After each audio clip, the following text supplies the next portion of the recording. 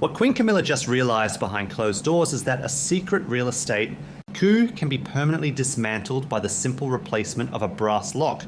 In less than 24 hours, what was meticulously orchestrated to be her ultimate territorial victory at Windsor Castle became the most suffocating institutional reprimand she has ever faced.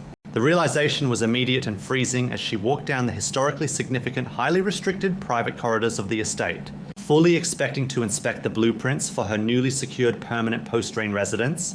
Instead, she arrived to find the heavy, ancient oak doors firmly bolted shut. When she signaled for her royal protection officers to override the lock, they were unable to proceed. Bolted to the stone wall beside the entrance was a newly polished brass plaque, officially designating the entire residential wing as the permanent untouchable heritage archive of the late Queen Elizabeth II. Despite the crown on her head, Camilla was just brutally reminded that the historic physical spaces of the monarchy are not hers to claim. This is the story of a cold architectural purge executed with terrifying administrative precision and weaponized restraint. Today we are going to unpack the quiet, systemic counteroffensive launched by Prince William to neutralize Camilla's audacious attempt to hijack the physical footprint of the British Crown. We will examine the secret real estate directives the Queen Consort attempted to push through the Crown Estate Commissioners to secure her post-reign survival, how the Prince of Wales uncovered this staggering exploitation of sovereign property, and the silent, ruthless retaliation that followed. Most importantly, we will analyze the chilling psychological climax that left Camilla, visually and physically locked out of her own presumed future, realizing that her 30-year campaign to conquer the institution has just been permanently blocked by the unyielding architecture of the royal trusts.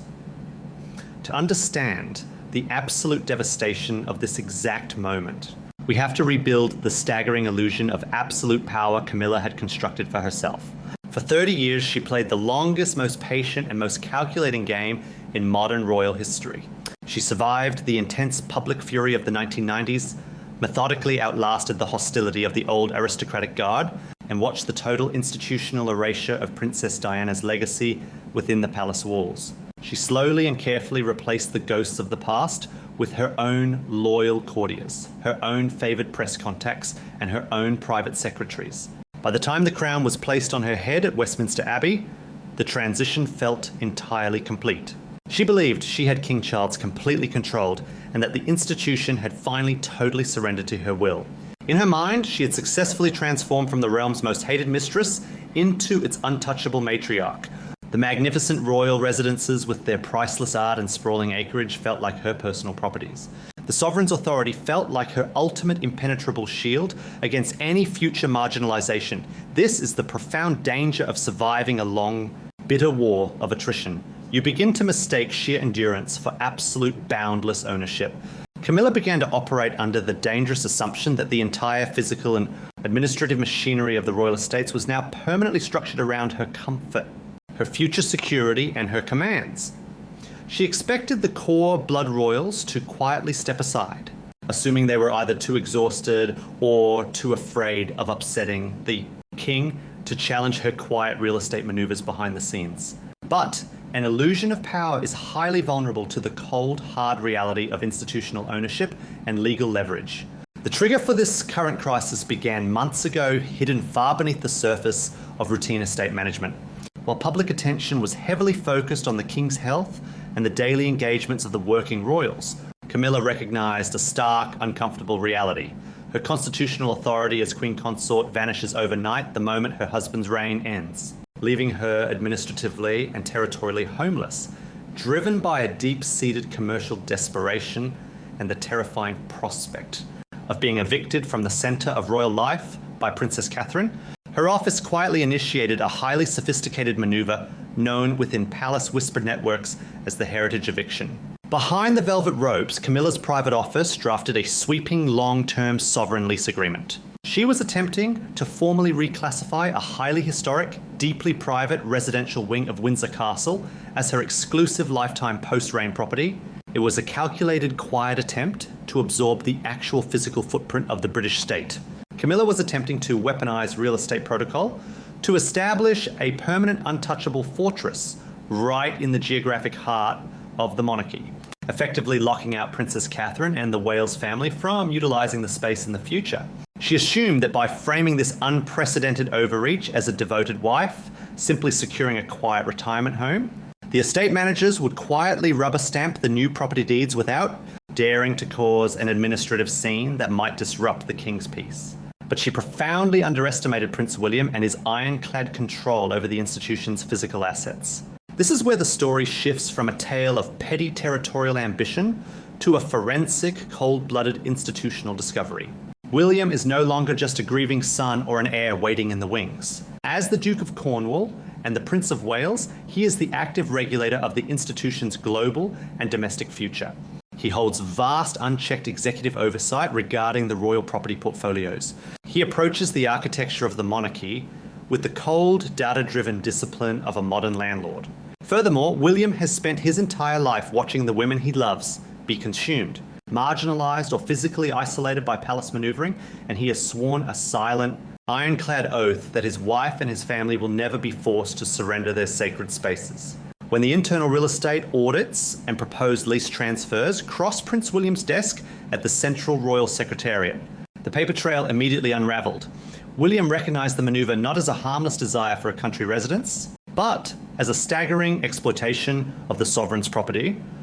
It was a direct attempt by an unelected, non-blood royal to permanently hijack the architectural legacy of the Windsor line. The blood royals did not launch a dramatic family confrontation. William did not scream at Camilla in the grand hallways of the palace or leak angry tirades to the tabloid press. The core royals operate with a devastatingly analytical and emotionally intelligent restraint. Instead, William went directly to the master legal architecture of the state. He realized that the greatest weakness of Camilla's strategy is that she possesses absolutely no inherent sovereign authority over the land. Every ounce of her power is borrowed, and under strict British property law, a Queen Consort does not personally own the historic palaces. Utilizing his absolute legal leverage over the royal trust, William engineered a brilliant silent execution of revenge. He completely bypassed the King's office and the Queen Consort staff. With a single silent administrative stroke, he legally and permanently vetoed the Queen Consort's residential lease. But the retaliation did not stop at simply redlining a property deed. To truly neutralize the illusion of her power, William engineered a physical humiliation so profound that the entire palace ecosystem would instantly recognize the shifting gravitational pull of the monarchy. He initiated a total forensic architectural blockade. He permanently reclassified that specific wing of Windsor Castle as a Category 1 sovereign heritage site, dedicated entirely to the archives of the late Queen Elizabeth. He ordered the master of the household to immediately change the physical security locks, upgrading the access codes to a level that permanently locked out anyone who did not hold direct bloodline clearance. Which brings us back to that freezing moment at the heavy oak doors. Camilla, confident that her physical empire was secured and her post-reign sanctuary guaranteed, arrived at the wing expecting to claim her new territory. Instead, she found herself physically and administratively locked out as she stared at the newly installed brass plaque honoring the very monarch whose legacy she had spent decades trying to navigate around the trap, snapped completely shut. In front of her own security detail, Camilla realized that William had just used the rigid, unfeeling architecture of the royal estates to publicly amputate her territorial ambitions. Cornered, humiliated, and watching her manufactured real estate legacy evaporate before her eyes, she realized that she was standing in a kingdom she does not own, reduced to a mere tenant in a house completely controlled by her rival's husband. The deafening silence echoing down the historic stone corridor of Windsor Castle was not merely the sound of a locked door. It was the crushing weight of a 30-year alliance permanently fracturing against the immovable, unyielding architecture of the Crown Estate. Camilla turned away from the bolted oak panels, the visual humiliation of her physical eviction still burning hot, and immediately returned to the private royal apartments. She bypassed her own staff and demanded an urgent audience with King Charles. She expected the man who had spent 3 decades dismantling the British establishment to accommodate her presence to finally stand up to his son. She expected him to immediately summon the Prince of Wales, demand the removal of the brass plaque, manually override the security codes, and legally reinstate her lifetime lease to the historic wing. She wanted Charles to assert his sovereign will over the property and protect his wife's territorial pride. But as she delivered her frantic ultimatum, the king simply looked down at the revised estate portfolios resting on his desk, his expression entirely unreadable, and offered a devastatingly quiet refusal. He did absolutely nothing. This unanswered plea did not represent a minor marital disagreement over a choice of residence. It signified a permanent seismic shift in the gravitational centre of the British monarchy. For years, Camilla had operated under the dangerous assumption that Charles would always prioritise her security over the institution's rigorous demands. He had willingly fractured his relationship with the public and alienated his son simply to validate her presence. He had always been willing to burn the house down to keep her warm, but the king is a man deeply aware of his own mortality and the highly scrutinised nature of the royal property trusts. Charles looked at the meticulous ironclad architectural veto executed by his heir, and he recognised the harsh arithmetic of his position. To overturn William's directive would require the king to wage an open, highly public war against the Prince of Wales regarding the explicit heritage of the late Queen Elizabeth II. It would mean formally admitting that the British Crown was willing to bypass its own property laws and auction off the most sacred, historic spaces of the monarchy simply to soothe his wife's real estate insecurities. He realised that the institutional survival of the crown, the sanctity of his mother's legacy, and his own historical dignity were worth infinitely more than the territorial ambitions of his wife. In that freezing, unspoken moment, Charles chose the structural integrity of the estate over Camilla. That deafening silence forced the Queen Consort to confront a freezing reality she had successfully ignored since the coronation. To fully comprehend the absolute devastation of this trap, one must unpack the staggering commercial and structural desperation that dictates Camilla's entire existence behind the scenes. Why did she care so deeply about securing a permanent locked lease to a specific wing of Windsor Castle? Because behind the glittering public relations facade and the spectacular historic jewels lies a stark, entirely dependent reality. Legally, structurally, and financially, the Queen Consort owns absolutely nothing within the royal infrastructure. She possesses no royal blood. She does not own the palaces. She controls no sovereign wealth. Every privilege she enjoys, from the roof over her head to the staff that serves her, is entirely dependent on her husband's continued survival.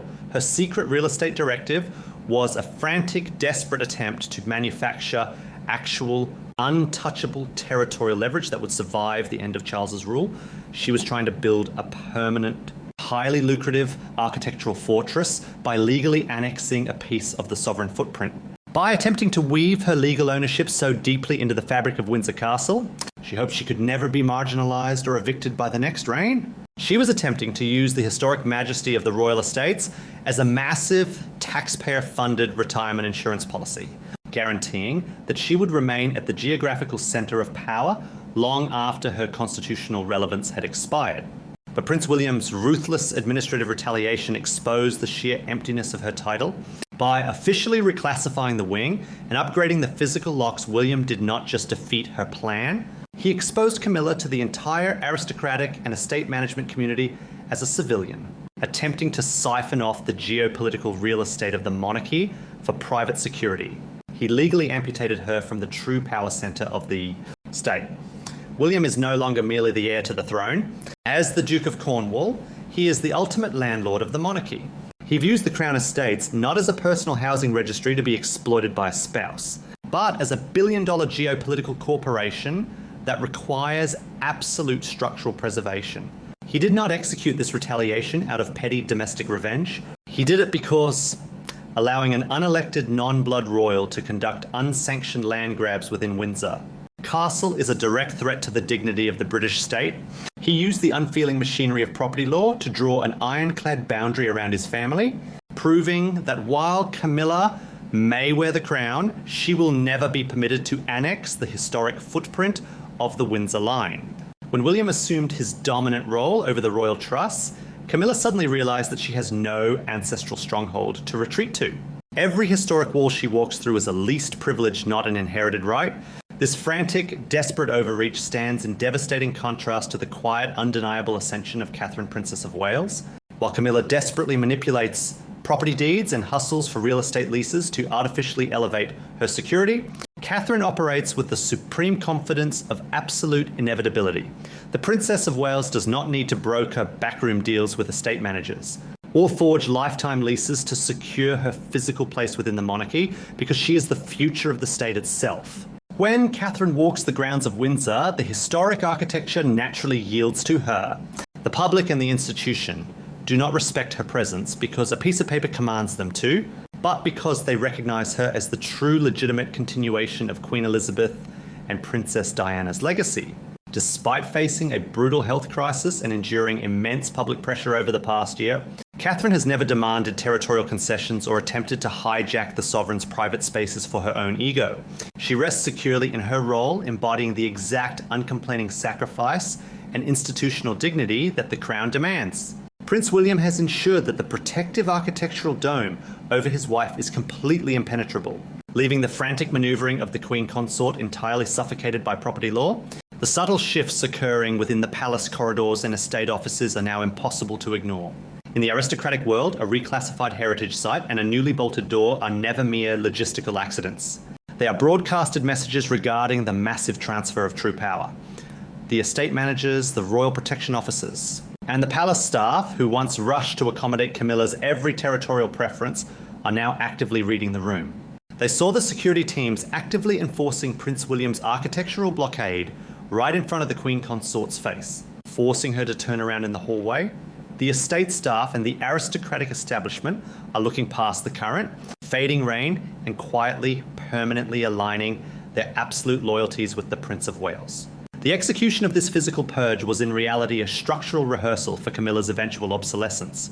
The system allowed her to sleep in the king's residences and host grand dinners in the staterooms, but the moment she attempted to touch the actual legal machinery of the land to secure her own future, she was completely isolated. Camilla successfully won the long, bitter war of attrition to become queen. She outlasted public outrage and historical resistance, but the victory is entirely hollow. She is surrounded by the sparkling trappings of ultimate majesty, yet she controls absolutely none of the heavy machinery. She managed to secure the title, but she has definitively, permanently lost the kingdom. Prince William used the cold, unforgiving administrative protocol of the royal institution to protect the state from a woman who wanted to use the crown for her own territorial ego. When the reign eventually changes, Camilla's title will largely disappear into the archives. She will become a dowager, left occupying a position that grows heavier by the day. She will be sitting in magnificent rooms she does not own, holding a title that carries absolutely no architectural or geopolitical weight, waiting for access to a historic wing that will never be granted. The grand illusion has finally dissolved, leaving behind the freezing reality of institutional survival, and the house always wins. Thank you for exploring this deep dive into the hidden architectural power dynamics of the royal institution with us. If you appreciate this level of forensic analysis and storytelling, make sure to subscribe and leave a comment below. Let me know how you feel about Prince William stepping up to protect the sacred historic spaces of the crown. Thank you for watching, and we will see you in the next chapter.